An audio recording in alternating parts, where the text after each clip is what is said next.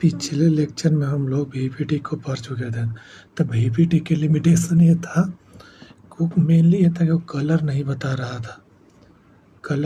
रहा था और strong field ligand, weak field ligand सिर्फ बोल रहा था, मतलब बता नहीं रहा था कौन है जो नहीं है। तो इसीलिए नया आया CFT।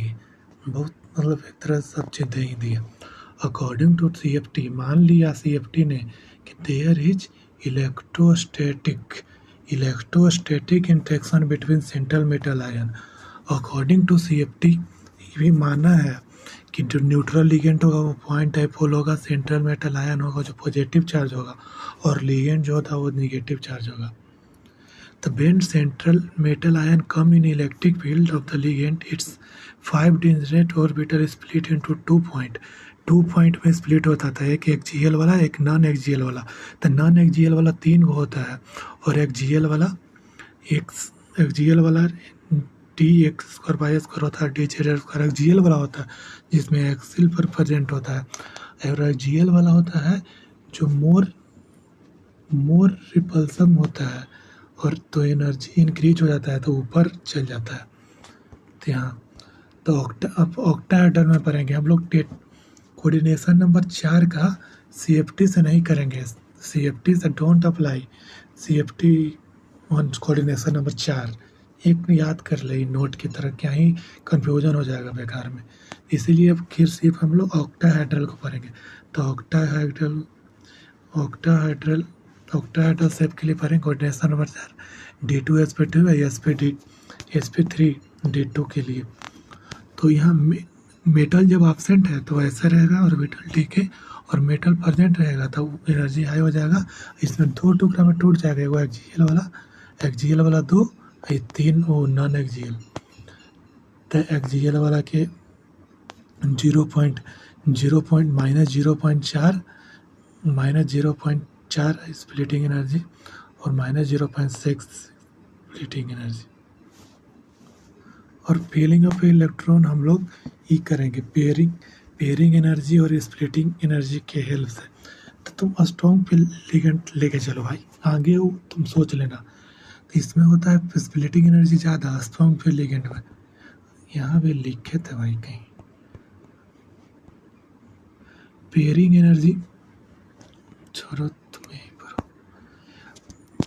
स्ट्रॉन्ग फील्ड लिगेंड में स्प्लिटिंग एनर्जी ज़्यादा होता है, तो स्ट्रॉन्ग फील्ड लिगेंड में ऐसे भरेगा 1 2 3 और नीचे ही स्प्लिटिंग हो जाएगा ना, तो 4 लेस है स्प्लिटिंग एनर्जी। तो पेयरिंग के लिए वो फोर्स करेगा 4 5 6 फिर 7 8 9 और 10, और बिग फील्ड लिगेंड में ऊपर चल जाएगा 4 के बाद ही। तो यहाँ थोड़ा सा एग्जाम्पल वो देख लेना, D4 D7 D8 के एग्जाम्पल मतलब पी में लेके चलें। तुम याद रखो, नहीं था स्ट्रॉन्ग फील्ड लिगेंड में पेयरिंग होता है, काम खत्म।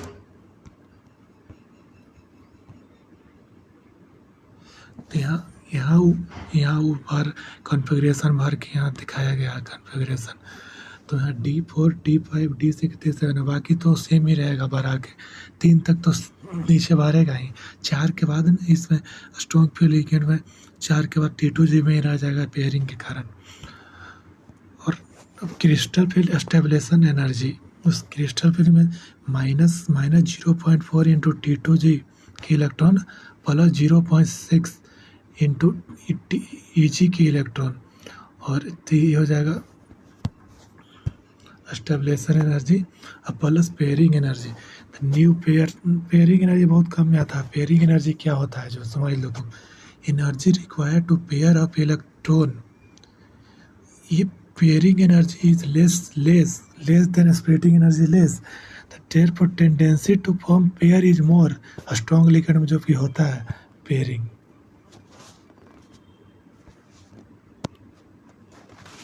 यहाँ CFT का वही निकाल के फॉर्मूला से दिया है, और क्या 0.4 नीचे होता है, 0-6 ऊपर होता है। ये बहुत इम्पोर्टेंट है भाई, इसमें पूरा भर के क्वेश्चन आया है भाई। तो इसमें स्टेबिलिटी ऑफ कॉम्प्लेक्स कंपाउंड, तो स्टेबिलिटी सिनर्जिक बॉन्डिंग के सबसे ज़्यादा, फिर फिर normal factor, synergic bounding when CO ENSO type of ligand is present, और चिलेशन स्टेबिलिटी डायरेक्टली पर नंबर ऑफ रिंग, और चिलेटर बना था ना बाइडेंटेड में। फिर नॉर्मल फैक्टर जो हम लोग नीचे पढ़ेंगे GOLCM ट्रिक से, स्टेबिलिटी डायरेक्टली पर टू स्टील crystal field stabilisation energy and stabilisation energy. तो ये फैक्टर अफेक्टिंग स्प्लिटिंग एनर्जी किन किन फैक्टर को मतलब अफेक्ट करता है, तो इसमें है GEO LCM से तुम GEO LCM ट्रिक कर लो, तो GEO से ज्योमेट्री हो जाएगा, L से लिगेंड स्ट्रेंथ हो जाएगा, C से सेंट्रल मेटल आयन हो जाएगा, और M से मेटल स्ट्रेंथ हो जाएगा। तो पहले चलो ज्योमेट्री से, तो ज्योमेट्री में DsP2 ज़्यादा हो जाएगा, फिर D2sp3 होगा, फिर sp3 होगा। पहले स्क्वायर प्लेनर, फिर ऑक्टाहेड्रल, स्क्वायर प्लेनर, फिर ऑक्टाहेड्रल, फिर tetrahedral according to ionization.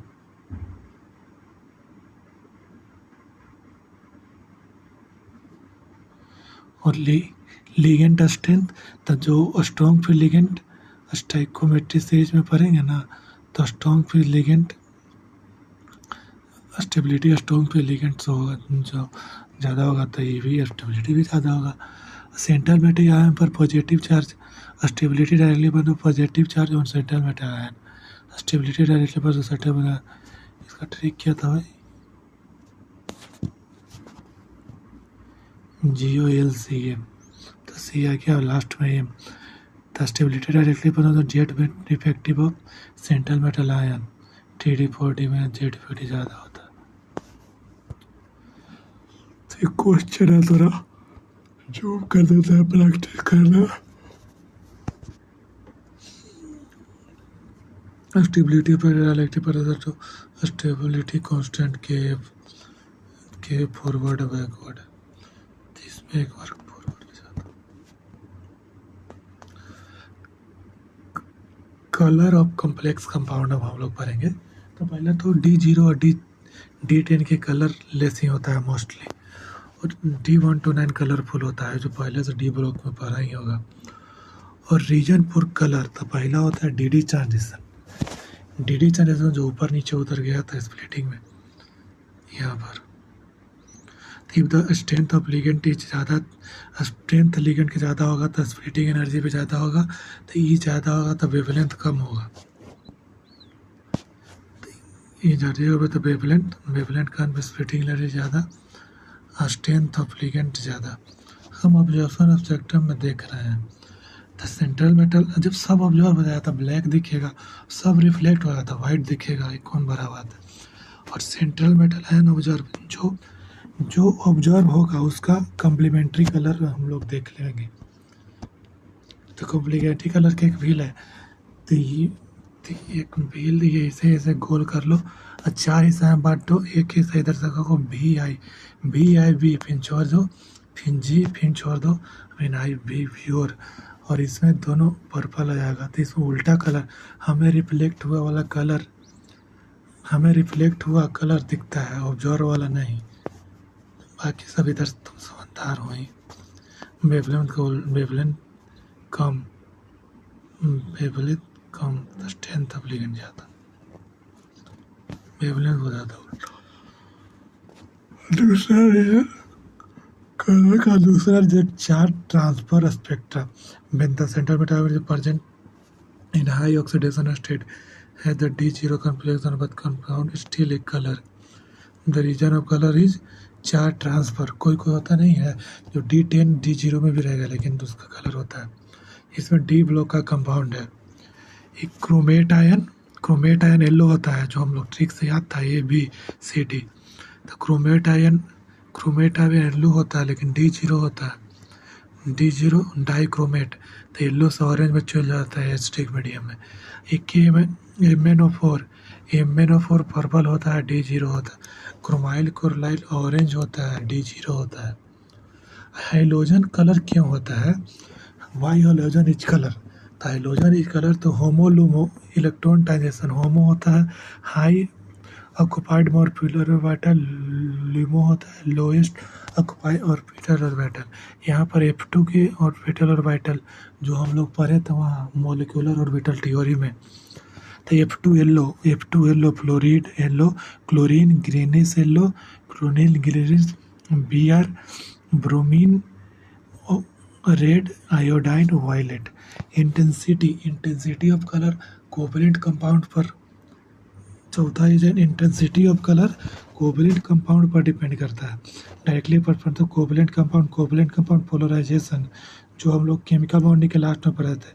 Inversely पर आयनिक AgIF कलरलेस AgCl वाइट पे AgBr येलो AgI।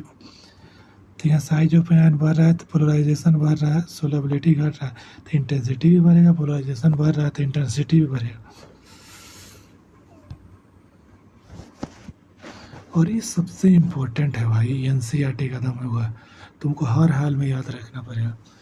NCERT में एकदम गोल्डन पॉइंट ये है, तो जो Cr प्लस रूबी होता है Al2O3 जो रेड होता है देखने में due to impurity of Cr plus